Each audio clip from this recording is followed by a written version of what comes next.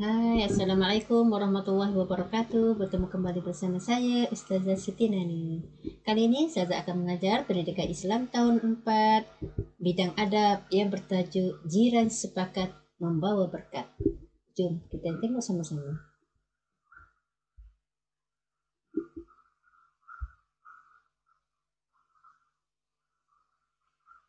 Baik, Pendidikan Islam tahun 4, bidang adab, tajuknya ialah Jiran Sepakat Membawa Berkat. Isi kandungan video ini dia ada pengertian jiran, dalil berkaitan dengan jiran, hak jiran, contoh kehidupan berjiran dan kepentingan adab berjiran, dan satu lagi ialah minda cerdas. Minda cerdas ni ialah latihan pengukuhan. Baik, apa yang dimaksudkan dengan pengertian jiran? Apa yang dimaksudkan dengan jiran? Ya, kita tengok. Jiran ialah orang yang tinggal berhampiran dengan rumah seseorang dan disebut juga tetangga. Ini dimaksudkan dengan jiran. Dalil berkaitan dengan jiran. An Abi Hurairah radhiyallahu anhu an Rasulullah sallallahu alaihi wasallam qala Man kana yu'minu billahi wal yawmil akhir fala yu'zi jarih. Riwayat Al-Bukhari wal Muslim, dengan maksudnya adalah daripada Abu Hurairah radhiyallahu anhu bahawa Rasulullah sallallahu alaihi wasallam bersabda, siapa yang beriman dengan Allah dan hari akhirat, maka janganlah menyakiti jirannya. Ini berkaitan dengan dalil berkaitan dengan jiran. Baik, hak jiran, apa yang perlu dilakukan ya? Hak jiran ni ialah perbuatan ya, kita kenalah menghormati adat, budaya dan agama masing-masing. Sekiranya kita berjiran dengan orang yang bukan Islam, kita kena menghormati agama mereka. Ya. Kalau mereka nak sembahyang, biar sembahyang dengan cara dia. Jangan marah ataupun jangan melarang, sebab kita kena menghormati adat dan budaya mereka. Yang kedua, tidak menyakiti jiran. Yang ketiga, menziarahi jiran jika ataupun ketika sakit, melebihkan sedikit masakan dan memberikannya kepada jiran, tidak mengganggu ketenteraman jiran, dan saling memaafkan kesalahan dan bertolak ansur. Ini adalah perbuatan yang mesti kita lakukan sekiranya kita berjiran. Percakapan. Tadi di segi perbuatan, sekarang di segi percakapan. Baik, memberikan nasihat sekiranya perlu.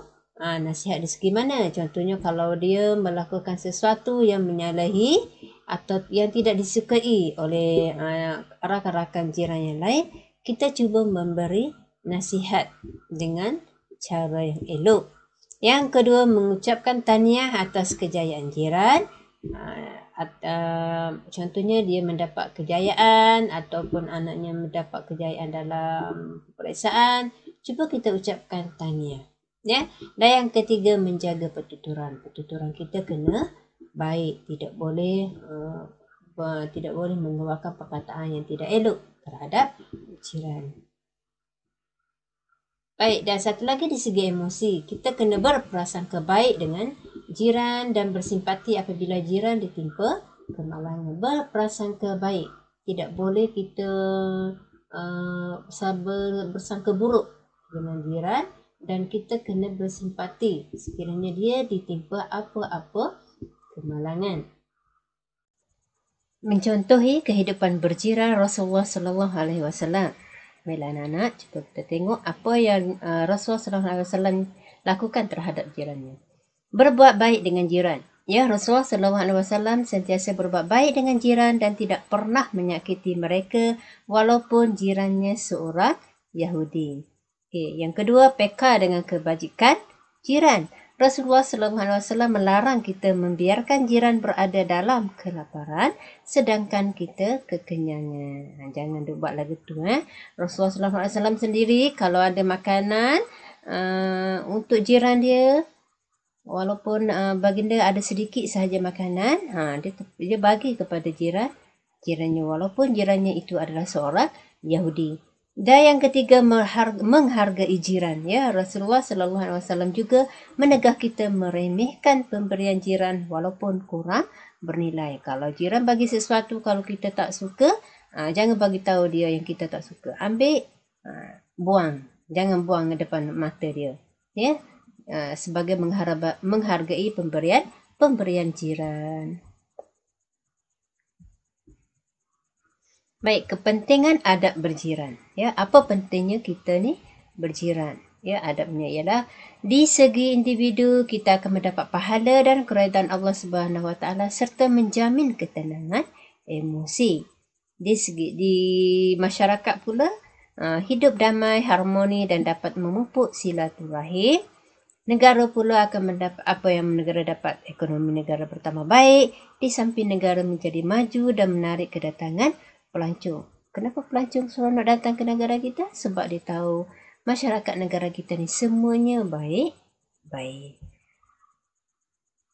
Dah tengok video tadi? Boleh jawab soalan? Okey, cuba kita jawab ya soalan Minda cerdas. Yang pertama, apakah pengertian jiran? Yang kedua, apakah hukum berjiran? Yang ketiga, berikan 3 adab berjiran yang pernah kamu lakukan. Dan yang keempat, nyatakan kepentingan adab berjiran bagi masyarakat. Ini nak menguji latihan pengukuhan sejauh mana anak-anak faham video yang anak-anak tonton tadi. Ya. Baik. Ini adalah kata-kata hikmah ya. Cermin diri kita. Sekiranya jiran sering menyebut kebaikan kita, maka kita tergolong dalam golongan orang yang baik.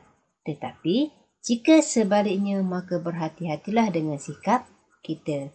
Maknanya kalau jiran duk cerita pasal kita ni tak elok, tak baik, cuba ubah diri kita menjadi seorang yang baik. Semoga kita ni adalah tergolong dalam golongan jiran yang disenangi.